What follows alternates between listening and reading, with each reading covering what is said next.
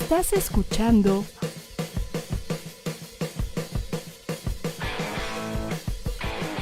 ADR Networks. Seguimos activando tus...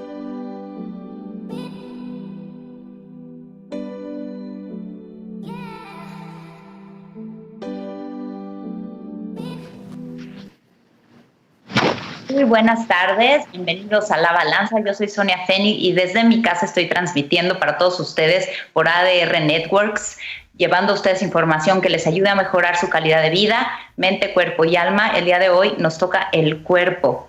Vamos a hablar de, de temas que corresponden a nuestra salud física. Y bueno, el día de hoy tengo al el doctor Tomás Pulido. Él es neumólogo. Y él está ahorita como al frente, estaba yo platicando con él fuera de cámaras, que él está en el hospital, ahora sí que son las personas que están al frente de estar en los hospitales trabajando, porque si bien existe gente que pues sí tiene el virus, existe gente que tiene otras conmorbidades, pues también hay que atenderlas. Pero bueno, el día de hoy vamos a trabajar con él, les voy a platicar un poquito de quién es él y de dónde está él. El tema del día de hoy es la hipertensión arterial pulmonar y de ahí la vamos a relacionar con el COVID-19, que tiene que ver una cosa con la otra, que habrán cosas que ya entenderán por qué estamos tocando este tema. Y bueno, él está trabajando ahorita, él está en el hospital de cardiología, ¿correcto, doctor? Sí, en el Instituto Nacional de Cardiología. Ok, y desde ahí está transmitiendo. Exactamente. Me Tomás, que hay 2 pisos designados para la gente que está enferma y el resto del hospital está atendiendo otro tipo de problemas.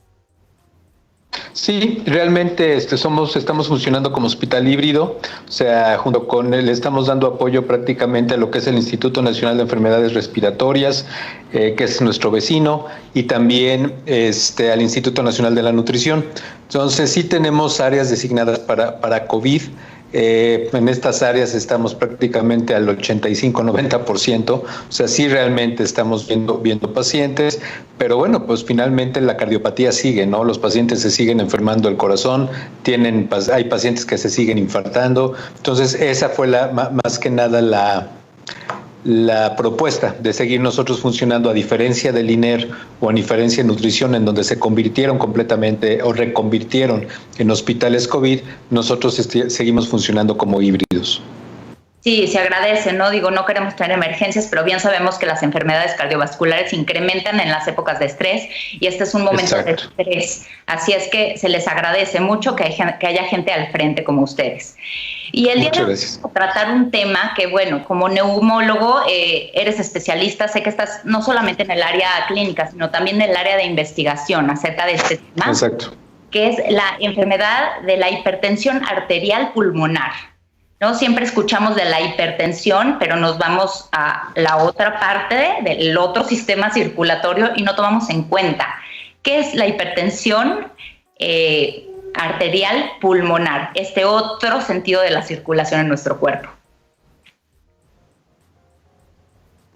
Bueno, la hipertensión pulmonar se refiere un poco al aumento de la presión en el sistema pulmonar. ¿Qué significa esto? Nosotros estamos acostumbrados a medir la presión arterial sistémica, es decir, la del brazo, que es 120/80, eso es lo normal. Pero también existe la hipertensión pulmonar, y esta hipertensión pulmonar se da cuando aumenta la presión de la arteria pulmonar. Nosotros gruesamente podemos dividir al corazón en 2 lados. El lado izquierdo y el lado derecho. El lado izquierdo es el que manda la sangre a todo el cuerpo y es precisamente cuando nosotros medimos la presión, la arterial sistémica, digamos la del brazo, estamos viendo esa presión que nosotros medimos es la que el corazón del lado izquierdo, la sangre que manda hacia el organismo, ¿ok? Si nosotros nos vamos al lado derecho, nosotros podemos, el lado derecho o el ventrículo derecho es el que manda la sangre no oxigenada hacia el pulmón para que ahí se oxigene. y ya regrese al lado izquierdo, que es al organismo.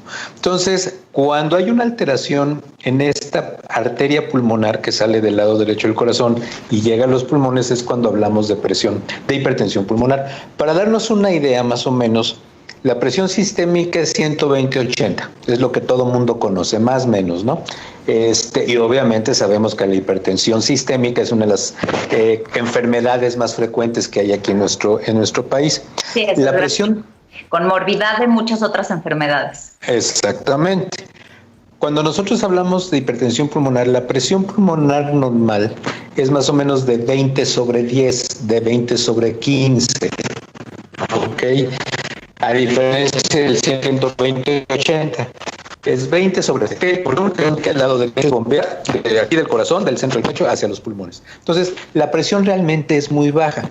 ¿Qué pasa cuando hay alteraciones en la arteria pulmonar? Esta presión va a aumentar y entonces el ventrículo derecho o el corazón del lado derecho, que no está acostumbrado a manejar presión, se afecta. ¿Ok? Entonces, eso es así en términos generales. Hablamos de hipertensión pulmonar cuando la presión media pulmonar es mayor de 20 milímetros de mercurio. Ahora bien, esta presión media no es un promedio, es una fórmula matemática y la única forma de medirla aceptablemente o fidedignamente es con un cateterismo. ¿Ok? Entonces, eso es más o menos, igual ahorita platicamos un poquito, pero esa es la definición de hipertensión pulmonar. Hay muchas causas de hipertensión pulmonar. Ok, se puede medir a través de ahorita nos vamos a las causas, nada más para dejar clara la medición. Se mide a través de un cateterismo. Un cateterismo, bueno, pues ya es un procedimiento un poquito más intromisivo, por decirlo así. ¿Se puede inferir esta presión con algún tipo de estudio? Claro, de hecho hablaremos un poquito de los síntomas, hablaremos de las causas, pero por ejemplo, si yo creo que una persona tiene hipertensión pulmonar en base a los síntomas, un estudio que hacemos de entrada básicamente es el ecocardiograma o ultrasonido del corazón. Entonces, este es un estudio no invasivo, se pone como si fuera obviamente las mujeres lo saben porque es el ultrasonido que les hacen cuando están embarazadas, o también el ultrasonido cuando se ve vesícula, cosas así. Es lo mismo, es un transductor que se pone en el corazón y vemos las imágenes de cómo se está contrayendo. Y este ecocardiograma me permite sospechar la hipertensión pulmonar. Me da un número, pero ese número no necesariamente es exacto, pero por lo menos con ese número ya sé que tengo que hacer el siguiente paso, que es el cateterismo. Claro, para no irse directamente al cateterismo. Exactamente. Ahora, cuando ya se presenta este cuadro, platicamos cuál es la fisionomía, ¿no? Lo que debe de ser adecuado. ¿Cuándo presentamos la hipertensión? Bueno, el problema con la hipertensión pulmonar, y aquí hay que también entender un poquito los conceptos. Una cosa es hipertensión pulmonar y otra cosa es hipertensión arterial pulmonar. Hipertensión pulmonar son 5 grupos, ¿ok? ¿Cuáles son estos 5 grupos? El primer grupo es HAP, o sea, hipertensión arterial pulmonar. Segundo grupo, hipertensión pulmonar por enfermedades del lado izquierdo del corazón. Tercer grupo, hipertensión pulmonar por enfermedades propias del pulmón. Cuarto grupo, hipertensión pulmonar por tromboembolia o coágulos en el pulmón. Y quinto grupo, que son causas mucho más raras. Entonces, ¿por qué se clasifica así? ¿Por qué son 5 grupos? Porque los síntomas son los mismos. El síntoma principal, por ejemplo, es falta de aire. Y de acuerdo a cómo vaya progresando la enfermedad, esta falta de aire puede ser desde grandes esfuerzos, es decir, si yo, por ejemplo, que no soy para nada deportista, me pongo a correr en una pista de 400 metros, pues eso es un esfuerzo para mí, ¿ok?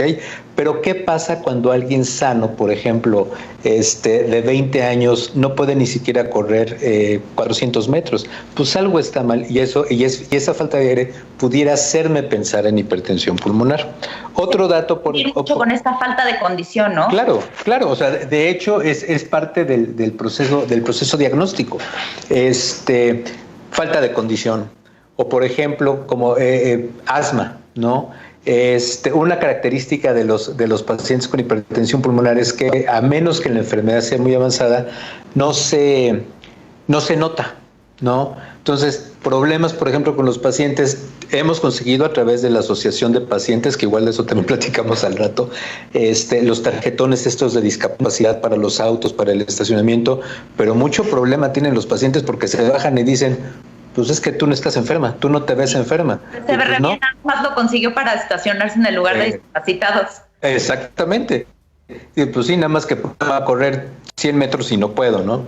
Entonces, ese es uno de los graves problemas que no se nota. Pero bueno, falta de aire es uno. Otro dato es síncope o desmayo, porque de repente puede haber arritmias o porque el corazón ya no puede bombear la sangre hacia los pulmones. Otro dato es edema o hinchazón de las piernas. Y también puede haber edema o hinchazón del abdomen. Entonces, son datos un poco ya de severidad.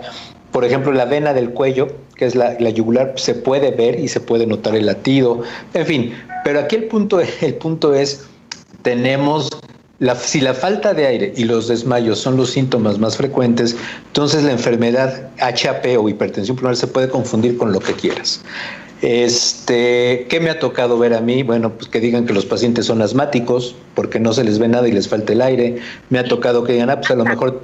Claro. Broncodilatadores, pero por lo general se acaba controlando a los pocos meses la gente que tiene asma. Lo controla. O sea, eso es lo que yo siempre le digo a mis alumnos, incluso cuando doy clases, a ver, asma, el 80% de los pacientes, 90% de los pacientes en 3 meses está controlado. Como médico, si en 3 meses con un tratamiento adecuado el paciente sigue teniendo falta de aire, pues tengo que pensar en otra cosa, claro, ¿no? O por ejemplo, síncopes o desmayos, crisis convulsivas. No, bueno, pues a lo mejor lo que tiene es crisis convulsivas o sea, como que pensar en hipertensión pulmonar les cuesta un poco. Ahora bien, de todas las causas de los 5 grupos que dije, la causa más frecuente son las enfermedades del lado izquierdo del corazón y las enfermedades pulmonares. Por ejemplo, alguien que haya tenido un infarto y que tenga insuficiencia cardíaca avanzada, va a tener hipertensión pulmonar. Alguien que tenga, por ejemplo, enfisema por fumar o enfermedad pulmonar obstructiva crónica, va a tener también hipertensión pulmonar. Entonces, cuando hablamos de HAP, que es el primer grupo, tenemos que descartar todas esas causas. ¿Y por qué es importante? Porque para esta HAP hay tratamiento. Ok, pero para esta de la cual estamos hablando, ya es una condición, o sea, hay tratamiento, pero es una condición distinta. ¿Y por qué? ¿A qué causa se debe? ¿De dónde viene? ¿Qué hicimos? ¿Es nuestro estilo de vida? ¿Ya venimos con ese chip, ese gen, por decirlo así? Bueno, en general, ya hablando de lo que es HAP o hipertensión arterial pulmonar, se sabe que hay un componente hereditario. Se han encontrado mutaciones en algunos genes. Por ejemplo, esta HAP es más común en mujeres en edad reproductiva, aunque también se puede presentar en hombres y en niños, ¿ok? Pero entonces ya te imaginarás que si tienes a una mujer de 25 años que le falta el aire, pues los diagnósticos van desde tiene asma, crisis convulsivas, igual todo es psicosomático y no tiene absolutamente nada, pues yo creo que mejor se vaya al psiquiatra, y realmente eso es lo que pasa, ¿no? Que si la gente no piensa en la enfermedad, se va retardando el diagnóstico y eso hace que el tratamiento sea más fácil. Entonces, más difícil.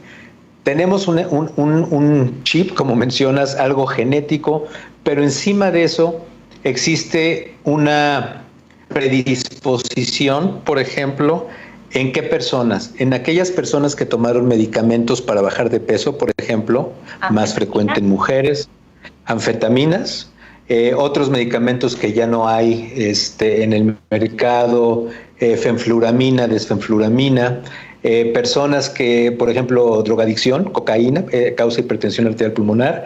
Eso sería en cuanto a medicamentos o en cuanto a algunas medicamentos sobre todo. Otras causas, enfermedades de la colágena o enfermedades reumatológicas, por ejemplo, esclerodermia, por ejemplo, lupus, ¿no? También son susceptibles de hacerlo. Pero aquí la manera de pensar o de verlo es, no todas las pacientes o todos los pacientes con lupus o con esclerodermia van a tener hipertensión arterial pulmonar. Necesitas ese chip que de repente, si tienes lupus, se prende y es lo que va a desarrollar la enfermedad. Entonces, drogadicción, drogas, medicamentos, enfermedades reumatológicas, incluso, por ejemplo, VIH. pacientes seropositivos que no necesariamente tienen SIDA pueden desarrollar hipertensión pulmonar. Obviamente eso lo vemos menos frecuente, ¿por qué? Por los tratamientos para el VIH, pero bueno, pues lo pueden hacer. ¿Cuál sería el mensaje? El mensaje, si tengo un paciente que es seropositivo, que tiene VIH y tiene falta de aire, pues lo primero que piensas es en infecciones pulmonares, pero si el paciente está controlado y tiene falta de aire, a lo mejor puede ser hipertensión pulmonar. Entonces, ese es el esquema, digamos, que tenemos que manejar para poder llegar al diagnóstico.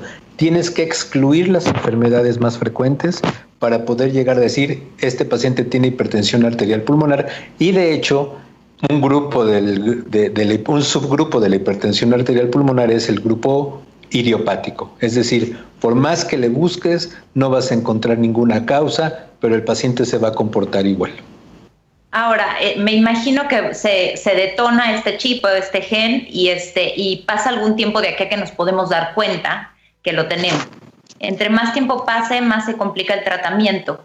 ¿Qué puede suceder en ese tiempo? Digo, me imagino que por compensación varios sistemas empiezan a tratar de compensar esta falta de... Y entonces... Es muy curioso. ¿Por qué? Porque en parte le echamos la culpa a los pacientes y en parte le echamos la culpa a los médicos. Así es. El médico porque no conoce la enfermedad, ¿ok? Porque es rara, porque no es tan frecuente, porque un médico general, por ejemplo, no está acostumbrado a ver este tipo de pacientes. Pero bueno, el paciente también. O sea, el paciente lo primero que dice, me falta el aire, a lo mejor es condición, me voy a poner a hacer ejercicio. Exactamente. Y de hecho hay algunas estadísticas en Estados Unidos en donde pasan por lo menos 6 meses en lo que el paciente llega con el médico y le dice, oiga, algo tengo, como que me falta el aire. O qué pasa también, que el paciente se autolimita. Bueno, pues si me falta aire subiendo 3 pisos, pues ¿para qué subo 3 pisos? Mejor agarro el elevador, ¿no? Entonces, ese es un mensaje importante. O sea, el paciente tiene que estar al pendiente, la persona al pendiente de los síntomas, y si cree que algo está pasando, pues tiene que acudir con su médico, ¿no? Entonces, pensando, por ejemplo, son 6 meses en lo que el paciente llega con el médico. Otros 6 meses en lo que el médico dice, pues a lo mejor es asma, lo trato. A lo mejor es epilepsia, la trato. Pues se va pasando el tiempo. ¿Y qué pasa cuando pasa el tiempo? Valga la redundancia. Lo que está pasando es al corazón, al lado derecho del corazón, le cuesta más trabajo bombear la sangre hacia los pulmones. Y eventualmente llega un momento en donde el corazón termina por tronar. Dice, ya me cansé, ya no puedo más. ¿De qué depende? No hay un tiempo específico, pero te puedo decir que la mediana de sobrevida en nuestro país sin tratamiento, es decir, de 10 pacientes que no se tratan y que tienen el diagnóstico de HP, 5 pueden estar muertos en 3 años. O sea, es una mortalidad muy impresionante, e incluso se ha llegado a comparar, por ejemplo, con cáncer de mama, cáncer de colon, y a los pacientes con HP les va peor. Porque obviamente hay mucha más difusión para el cáncer de mama, mucha más difusión para el cáncer de colon, pero si tú tomas en cuenta la supervivencia, le va peor a los pacientes con hipertensión pulmonar. Es mucho más rápido, además. O sea, exactamente. Puede ser súbito. Exactamente, pueden llegar a tener muerte súbita. ¿Y en qué consiste el tratamiento una vez que ya se diagnosticó, que ya nos dimos cuenta asertivamente y a tiempo de que existe el HIP? Bueno, y aquí lo importante es hacer un diagnóstico adecuado. O sea, porque muy importante. Si yo descarto enfermedades del lado izquierdo del corazón, enfermedades del pulmón, me quedo con el grupo 1, que es HAP. ¿Qué es lo que pasa en esta HAP? Normalmente, es que no sé si se ven mis manos o no, pero bueno, muevo mucho las manos, nosotros en nuestro organismo tenemos sustancias que abren las arterias y sustancias que cierran las arterias. Eso es lo normal y están en equilibrio. Y eso es lo que me da el tono de la arteria, lo que me da la presión tanto sistémica como la presión pulmonar. ¿Qué pasa en la hipertensión pulmonar? Hay un desequilibrio en donde disminuyen las sustancias que abren las arterias y aumentan las sustancias que cierran las arterias. Eso pasa en la hipertensión arterial pulmonar. Entonces, por ejemplo, de las sustancias que abren las arterias, uno es el óxido nítrico y otro son las prostaglandinas, prostaciclina. ¿Ok? Las sustancias que cierran las arterias, la más conocida, endotelina. ¿Ok? Así se llama la sustancia.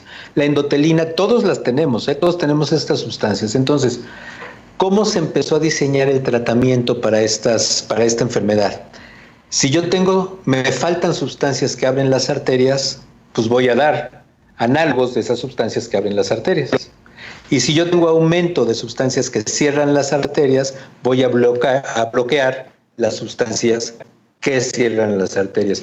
Y ese es el tratamiento. Tengo medicamentos que son análogos o son medicamentos parecidos a las prostaglandinas que actúan sobre la vía del óxido nítrico para abrir las arterias, y tengo medicamentos que bloquean a la endotelina para también abrir las arterias. Entonces, estos medicamentos desgraciadamente son caros, son medicamentos caros, pero los hay en el sector salud, hay algunos en el sector salud, comercialmente están disponibles aquí en México, y estamos tratando de que el sector salud también incluya más medicamentos, ¿no? Hoy por día en todo el mundo hay como cerca de 9 medicamentos para esto. Si lo comparamos con los medicamentos para hipertensión sistémica, pues nada que ver, ¿verdad? Porque son miles. Pero bueno. Sí, pero son 9 medicamentos. Y aquí en México por lo menos contamos con 5. En el sector salud a lo mejor contamos con 2. Pero bueno, el punto es, existen los medicamentos. Ok, y me imagino que es crear este balance, ¿no? Igual que como sucede con los pacientes psiquiátricos, que hay que estar o también en la tiroides, hay que estar viendo la dosis para cada quien, ¿no? Claro. Combinación no puede ser lo mismo para todos. Sí, claro, o sea, tú tienes que ver la combinación. Si bien hay dosis estándar de algunos medicamentos relativamente nuevos, lo que tienes de repente es que está escalando la dosis hasta que haya efectos secundarios o que el paciente lo tolere. Ahora, ¿qué pasa con estos medicamentos? Con estos medicamentos lo que queremos hacer es, la enfermedad no se va a curar, o sea, ese es un hecho. Lo que queremos de vida. Exacto. Lo que queremos es que el paciente tenga buena calidad de vida, que pueda hacer cosas, y esto lo hemos logrado. Yo tengo pacientes, por ejemplo, que han recibido ciertos medicamentos y llevan 10 o 15 años bien, ¿no? Pero el chiste es diagnosticarlos a tiempo para poderlos tratar a tiempo. Y que no hayamos llegado a que se crezca mucho el corazón o a tener algún episodio. Exactamente. Para ahora tener el tratamiento. Cada vez estos pacientes pueden hacer una vida normal en ciertas limitaciones. Limitaciones van a tener, sobre todo pueden hacer ejercicio. De hecho, nosotros evaluamos cómo va el paciente, el pronóstico del paciente, con algo que se llama caminata de 6 minutos. Entonces, lo ponemos a caminar 6 minutos. Alguien que mide unos 70 y pesa 70 kilos tiene que caminar 600 metros. Ese es el promedio, ¿no? Si yo un paciente, por ejemplo, lo veo, le hago una caminata y camina 200 metros, pues ya sé que no está bien, debería de caminar más. Pero si yo le doy tratamiento y a los 3 meses camina a 600 metros, pues ya la hice, está caminando 300 metros más. Y más o menos así es como lo llevamos. Lo que sí no se recomienda es hacer pesas, hacer ejercicios de resistencia, pero cardio con supervisión médica se puede hacer. Ok, y en su alimentación, en el sueño, ¿alguna recomendación que se les dé a este tipo de pacientes específicamente? La alimentación prácticamente pueden comer de todo, a menos que sean pacientes que estén recibiendo anticoagulantes o medicamentos que adelgazan la sangre. ¿Por qué? Porque obviamente influyen con la vitamina K y pueden producir hemorragias, sangrados, pero en general se les recomienda de todo, ¿no? A lo mejor no tanto carbohidrato para que suban de peso, pero en general pueden comer de todo. ¿Y la prevalencia en la población cuál es? No hay así datos específicos aquí en nuestro país. La prevalencia mundial es más o menos de HAP, de lo que es el grupo 1, 15 casos por millón de habitantes por año, más o menos entre 15 y 25. O sea, es muy rara la enfermedad. Pero si nosotros hacemos cuentas, eso significa que aquí en México debería de haber como 5,000 pacientes, ¿ok? No sabemos dónde están esos 5,000 pacientes. Hay un registro nacional de hipertensión pulmonar en donde pudimos incluir en toda la República 1,000 pacientes. Entonces, eso significa que debería de haber 4,000 más que no sabemos dónde están, ¿no? Que a lo mejor no están diagnosticados como HAP, que a lo mejor están diagnosticados como asma. Entonces, yo creo que parte también de esto es hacer conciencia y difundir la enfermedad, ¿no? Totalmente de acuerdo. Creo que el saber que existe, y digo, nosotros como población, pero también acudimos a los médicos, ¿no? Que se difunde y que sepan que existe esto y que es una posibilidad, y que no lleguemos a un cuadro en donde pues ya sea muy difícil poder dar un tratamiento o una recuperación. Sí, claro. Hay que difundirlo, hay que saberlo. Y de hecho, por ejemplo, también lo que le digo cuando tenemos pláticas con los pacientes, en la sociedad de pacientes, es, a ver, si a mí me falta el aire, yo voy con un médico y le digo, me falta el aire. El médico a lo mejor va a decir, pues si yo te veo bien, no pasa nada, ¿no? Pues entonces voy con otro médico. Pues es válido tener dos o tres opiniones, pero y es válido también llegar con el médico y decir, oiga, ¿no será que tengo hipertensión pulmonar? Lo más seguro es que no, porque es algo raro, pero yo creo que es muy válido, y de veras, del tiempo del diagnóstico depende mucho el pronóstico de la enfermedad. Sí, la calidad de vida a partir de... Y ahorita también me imagino que, bueno, con todo lo que escuchamos, ¿no? Del COVID por todos lados, y leemos, y síntomas, y la sobreinformación que tenemos, que es importante informarnos, pero no sobreinformarnos, pues ahorita podemos estar,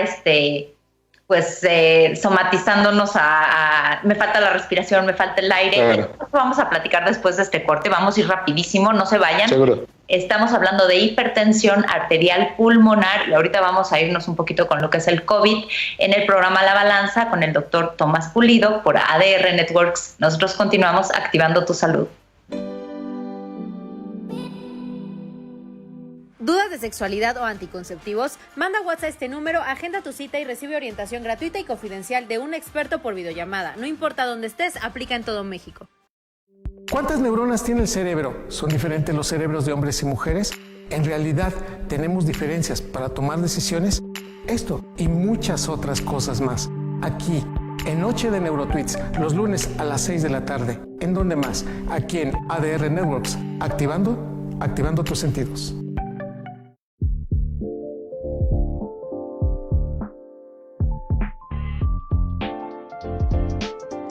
ADR Networks. Activando tus sentidos. ¿Qué tal, amigos? ¿Cómo están? Yo soy Jesús Chavarría, y ¿qué se creen? Que ya estamos de regreso en ADR Networks, activando tus sentidos con You Rocket, en donde por supuesto tendremos todo sobre el cine, los cómics, el anime, los videojuegos y muchas cosas frikis más. No se lo pueden perder todos los lunes a partir del 2 de marzo de 5 a 6 de la tarde. Ahí nos escuchamos. ADR Networks. Activando tus sentidos. Hola amigos, ¿cómo están? Yo soy Tito Capo. Y yo soy Héctor Quijada, y juntos hacemos el programa de rock. Todos los miércoles de 6 a 8 de la noche. Por ADR Networks, activando tus sentidos.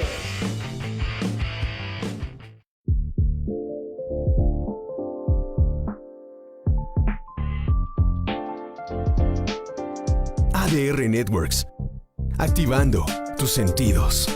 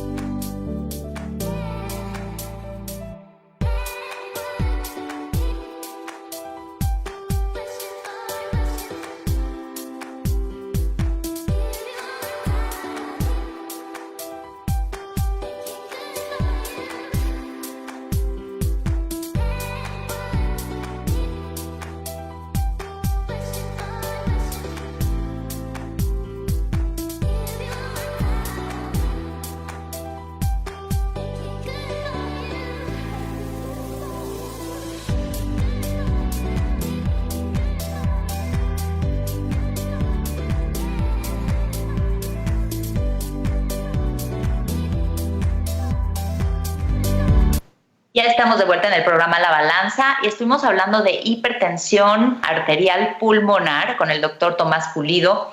Bueno, entendimos esta enfermedad, lo importante es difundirlo, saber que existe, que la gente conozca un poquito y bueno, los síntomas es me falta el aire, sobre todo, como que no tengo condición física y se puede confundir con otros cuadros y estamos perdiendo tiempo muy valioso para poder hacer un tratamiento. Entonces, por eso es importante que ustedes conozcan de esto. También se vale ustedes decirle a su doctor, no podrá hacer esto, él ya se encargará de descartarlo, de hacer los estudios adecuados para saber si eso no es, pero es importante conocerlo y difundirlo. Ahora, aquí estamos en una época en donde pues, toda esta información circula por las redes y llega a nosotros y vemos que, bueno, falta de respiración y demás, y entendemos que este virus COVID-19 pues actúa de una forma similar, ¿no? Va entrando a nuestro cuerpo y va desarrollando ciertas, se va desarrollando y va llegando como a esta fibrosis pulmonar, en donde también se bloquea y hace falta la respiración. ¿Nos puedes explicar un poquito más de esto, Tomás? Sí, claro, bueno, lo que sabemos que hemos ido aprendiendo en este tiempo de enero para acá, y yo creo que todavía nos falta mucho por aprender, es que este virus es un virus de RNA, de ácido ribonucleico, que es un fragmento de un ácido que tiene que ver con la generación de células en el organismo. Entonces, este virus entra por nariz, por ojos, por boca, hacia el sistema respiratorio. Originalmente, o en un inicio, se pensaba que este virus afectaba únicamente los pulmones. Ya sabemos que no, que hay una diseminación muy importante a nivel de todo el organismo, pero finalmente la vía de entrada es la vía aérea, ¿ok? ¿Qué es lo que hace este virus?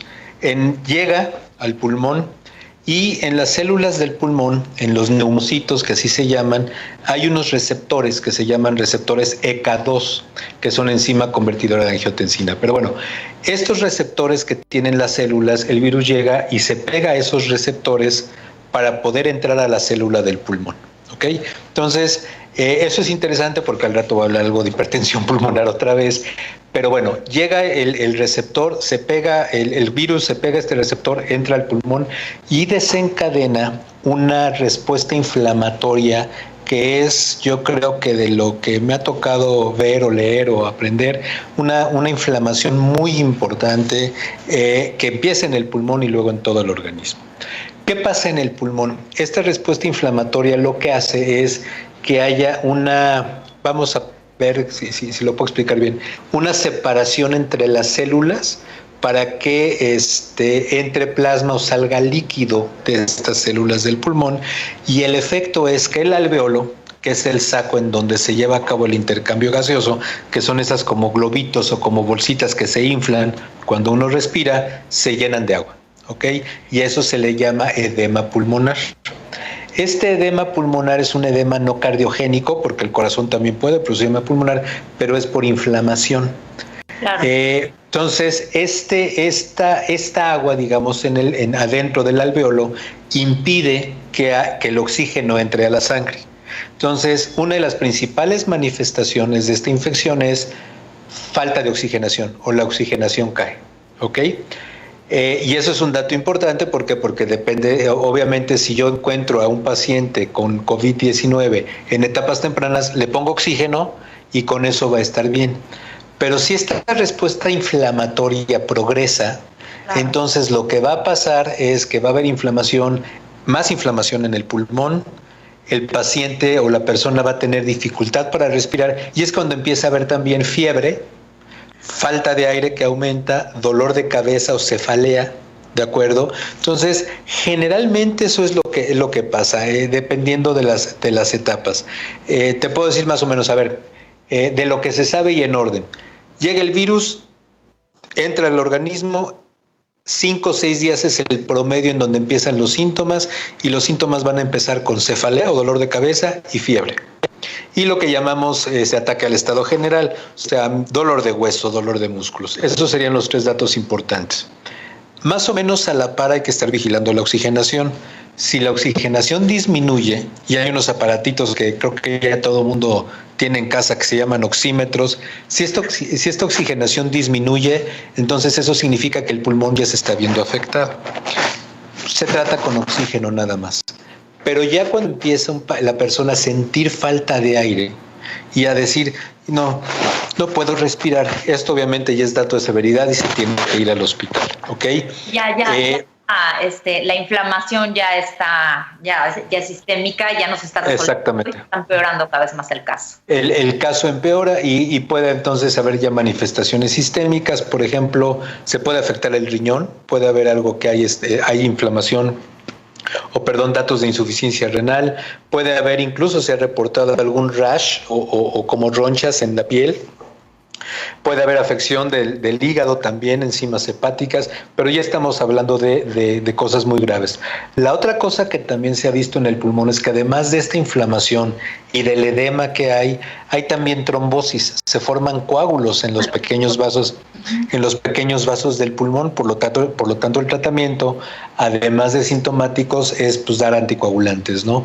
Pero a ver, dentro de todo, yo creo que lo importante es lo que venimos oyendo desde hace algún tiempo, el 80-15-5, ¿no?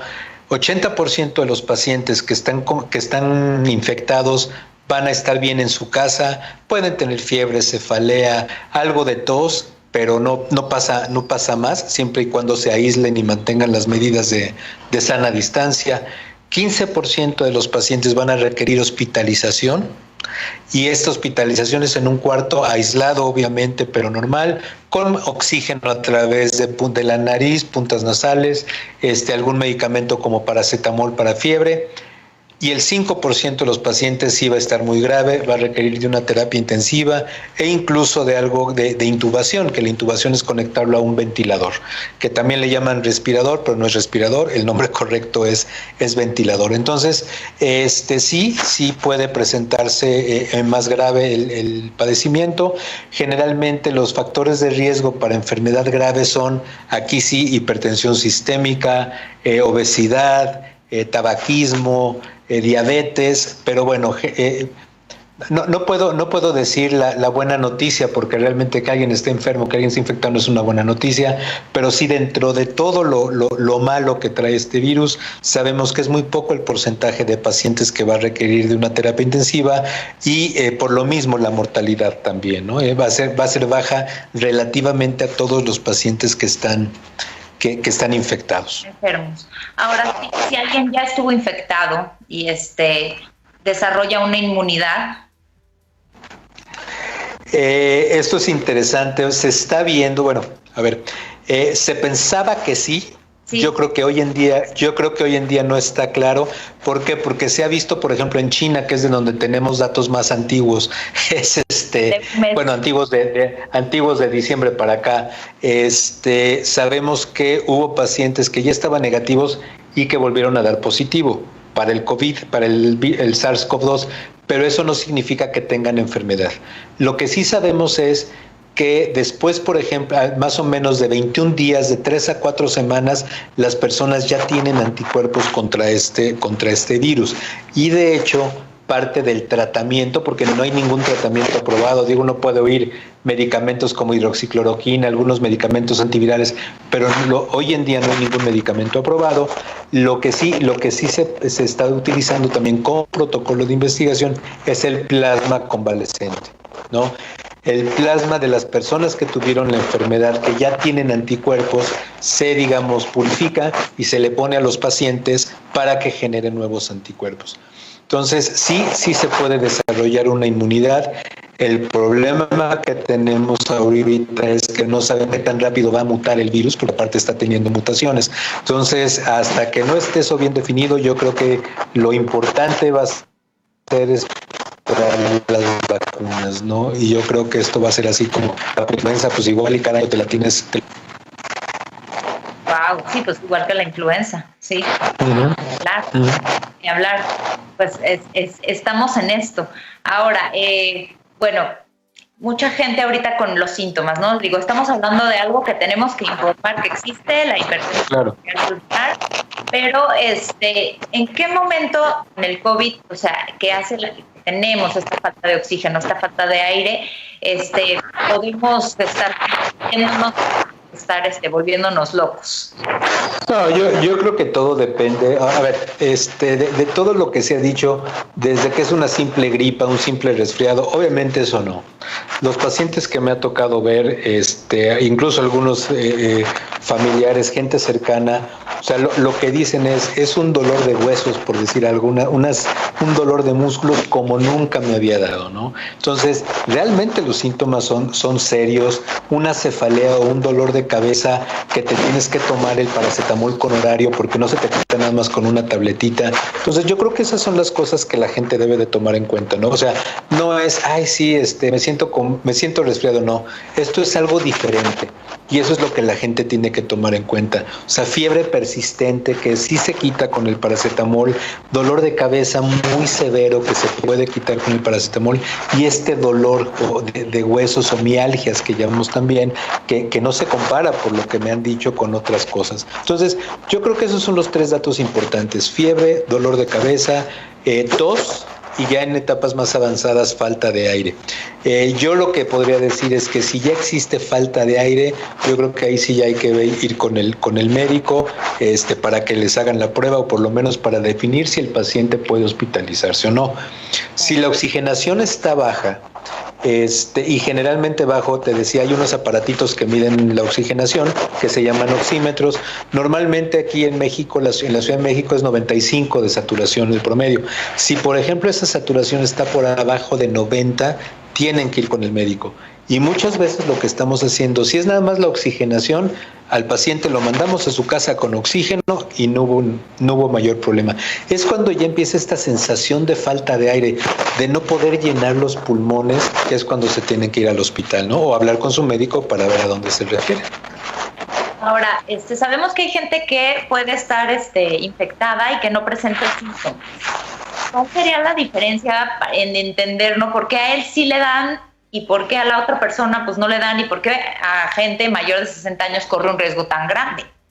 Yo creo que aquí depende mucho, obviamente, de las comorbilidades, ¿no? De lo que hablábamos hace rato. O sea, si es una persona joven, a lo mejor yo me quedé que, por ejemplo, había fallecido aquí en México una persona o 2 menores de 25 años, pero una de esas jóvenes que falleció tenía un problema de corazón. Entonces, realmente lo que estamos viendo es que las personas jóvenes que no tienen tantas comorbilidades son las que pueden estar asintomáticas. El problema es que no lo sabemos. O sea, como no se están haciendo tantas pruebas, porque el problema es, pues yo llego así, pues ya llegué, vengo a que me hagan mi prueba. Lo primero que te dicen es, oye, ¿tienes cefalea? No. ¿Tienes fiebre? No. ¿Tienes dolor de huesos? No. Pues entonces, ¿para qué vienes, no? Ese es un poquito el problema y yo creo que por eso se debe de insistir también en usar máscara, en usar cubrebocas estando en la calle, ¿no? Que eso también es algo un poco malentendido, porque no es, pues ¿para qué quiero cubrebocas si no estoy enfermo, ¿no? No, o sea, no sabes si estás enfermo y el cubrebocas es, yo no voy a usar un cubrebocas porque yo estoy enfermo, sino que voy a usar un cubrebocas porque no sé si estoy asintomático y pueda contagiar a la gente. Entonces, la única forma de prevención en ese sentido sería esa, ¿no? Sería ideal hacerle pruebas a toda la gente, por ejemplo, aquí en el instituto, en el hospital, pues hacerle pruebas a todo el personal de salud, pero desgraciadamente no hay tantas pruebas, no es viable hacerlo. Entonces, mejor cuidarse, sana distancia, y yo sí soy partidario de usar el cubrebocas, ¿no? Sí, bueno, y creo que ya es ya te multan si no lo llevas el cubrebocas y vemos a todo el mundo afuera el cubrebocas y hasta te ves mal si no traes el cubrebocas. Exacto. Sí, no, ya empiezan a verte así raro si no lo traes, pero bueno. Sí. Ahora vemos en países como Israel, ¿no? Que pusieron estas cabinas para hacer pruebas a todas las personas y ellos ya creo que en un par de días van a renovar ya las escuelas y todas las actividades normales. La solución sería hacernos una prueba. También vemos videos que circulan en redes sociales en donde a los niños que están en China llegan y los desinfectan y les hacen, no, la maestra los recibe y ven y demás, les miden la temperatura para poder entrar a la escuela. Como ahorita no tenemos ni perspectiva ni para cuándo vayamos nosotros a regresar a nuestras actividades normales, como qué perspectiva podemos tener para México, en donde no hay pruebas, en donde no hay muchos recursos y muchas cosas, y además que, igual que en la hipertensión, no sabemos quién está enfermo y quién no. Es difícil de saber. Mira, yo creo que es difícil, pero por ejemplo, ¿qué se hace aquí en el instituto? Creo que los hospitales están haciendo prácticamente lo mismo. Cada persona que entra al instituto le ponen el termómetro y le dicen, le toman la temperatura. Yo creo que con eso ya es ganancia. De estos termómetros infrarrojos, si llega alguien que tiene fiebre, lo mandan al trial, a donde tenga que ir, y si no tiene fiebre puede entrar. Eso se puede hacer. Tomar el estacionamiento de aquí del hospital, y la persona que me toma la temperatura es el que me abre la puerta, o sea, es la persona de vigilancia, que lo que hace es preguntar, ¿todo bien? ¿Algún síntoma? Y te toma la temperatura. Yo creo que por ahí tenemos que empezar. ¿De que esto nos va a cambiar? O sea, ya, porque cuando ya la temperatura quiere decir que ya tenemos muchos días, entonces podemos ir por la vida infectados, claro, no tener síntomas. Yo creo que, ¿cómo se llama? Esto nos va a cambiar, o sea, la sociedad va a cambiar, este es un hecho, y yo creo que a falta de pruebas, por ejemplo, yo creo que lo ideal va a ser la distancia, ¿no? Ahorita que mencionabas que en Israel ya se están empezando a abrir, en Japón se están empezando a abrir, algo curioso, y platicaba con una amiga doctora que vive en Alemania, en Alemania, que fue de los países que más pruebas hizo y que prácticamente cerró todo el país no sé cuánto tiempo, más de 2 meses, están empezando a abrir, no porque la canciller Merkel quiera, sino porque la oposición quiere, y están empezando a tener picos de contagio otra vez. Entonces, yo creo que todavía no estamos como para empezar a abrir, ¿no? ¿Qué es lo que nos queda? Pues mantener las medidas de sana distancia, el gel con alcohol, lavarse las manos, y en cuanto tenga síntomas hacerlo. Ahora bien, ya se están desarrollando pruebas de anticuerpos, ¿ok? Entonces, una cosa es el PCR para saber, ¿tengo fragmentos del virus, sí o no? Cuando hay enfermedad o cuando tienes datos. Pero anticuerpos, por ejemplo, ya se están desarrollando. Sé de algunos hospitales privados en donde ya te la hacen, aunque se va a Estados Unidos a procesar, tarda 5 días. Por lo menos eso podría ser. Yo espero que más adelante esta prueba de anticuerpos se pueda hacer un poco más extensiva, ¿no?, a la población. Y esa, bueno, pues me sacan sangre, se va a analizar, y si ya tengo anticuerpos contra el virus, bueno, pues ya tengo anticuerpos, ya no pasa nada, ¿no? Y yo creo que a lo mejor podemos cambiar de decir me voy a hacer la prueba para ver si estoy enfermo, a decir me voy a hacer la prueba para ver si en algún momento tuve la enfermedad y ya tengo anticuerpos, ¿no? Lo que mencionaba hace rato, a lo mejor el tener anticuerpos me va a proteger contra cierta cepa de virus, pero no contra todos. Pero bueno, pues es lo que tenemos, y esa podría ser una posibilidad. Tenemos varios retos, Tomás, como sociedad, como médicos, Sí. Creo que nos están probando en todas las áreas de nuestra vida. Sí, no, bueno. Nada, aquí estamos.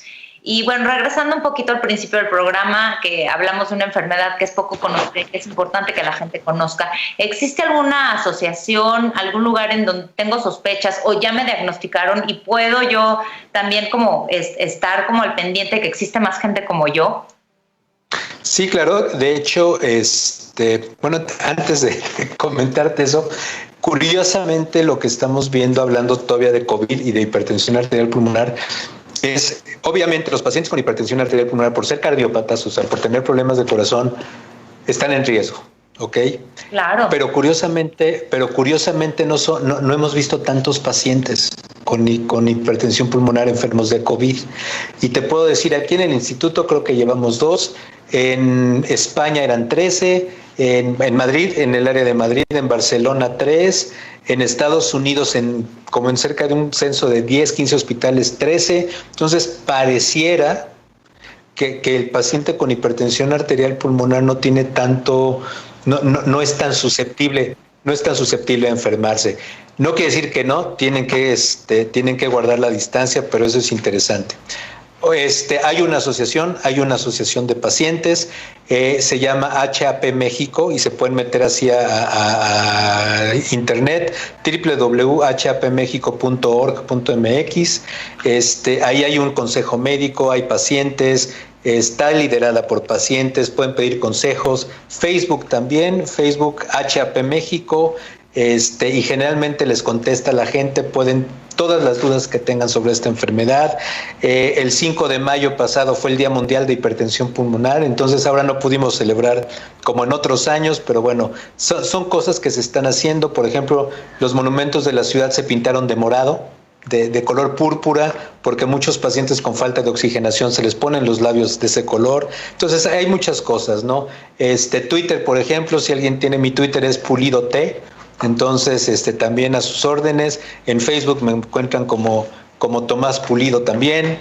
Entonces, pero la asociación sí, la verdad, nos ha ayudado bastante. Y ahorita lo que estoy viendo es buscando el teléfono. Pero el teléfono me pueden llamar o se pueden comunicar conmigo al 55 54 24 25 97. Pero si son pacientes con hipertensión pulmonar o tienen duda incluso, que se acerquen a la asociación. Tenemos gente conocida en todos los estados prácticamente, de cualquier lugar de la República pueden ponerse en contacto con nosotros. Qué importante, los felicito por estar haciendo esta labor y porque una vez que encuentras lo que tienes, no hay nada mejor que un grupo que tenga lo mismo que tú, que te apoye, que te sientas contenido, que puedas intercambiar experiencias, entonces se les aplaude y se les agradece. Muchas gracias. Hemos llegado, se nos fue de volada al final del programa. Creo que de parte de toda la gente que nos puede escuchar hoy, nuestro respeto y todo nuestro agradecimiento por ustedes estar al frente, estar cuidando de nuestra salud, ya sea la gente que está directamente con pacientes con el COVID o con gente que está atendiendo pues cosas que siguen pasando en la vida, ¿no? Las enfermedades no se detienen, ni los accidentes cardiovasculares, ni los neumológicos, problemas del pulmón que no tienen nada que ver con el COVID, la vida sigue. Entonces, gracias a ustedes por estar atendiendo y gracias a todos los que nos escucharon el día de hoy. Los invito a que continúen aquí en ADR Networks con toda la programación. Ahorita siguen deportes y bueno, pues saludando a cada uno de mis compañeros desde su casa, estarán transmitiendo, algunos desde cabina, y que tengan una excelente tarde. Muchas gracias, que sigan activando sus sentidos. Gracias. Estás escuchando